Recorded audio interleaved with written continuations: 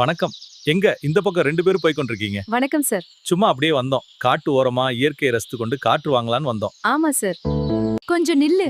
மரங்கள் ஏதோ பேசி சிரித்துக் கொண்டிருக்கிறது. ஆமா. சரி போகாதே. இங்க நில்லு. சந்தோஷமா இருக்கட்டும்.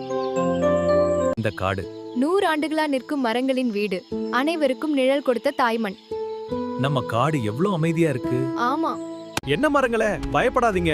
நானும் உங்க இனம்தான். என் காம்பு உங்க மரத்துல இருந்து தான் வந்தது. அப்ப நீ எங்க இனமா?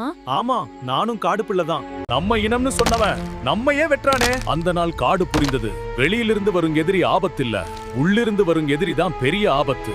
எங்களை அழித்தது மனிதன் இல்ல, எங்களை அழித்தது நம்ம இனம்னு நடித்து வந்த கோடாலி.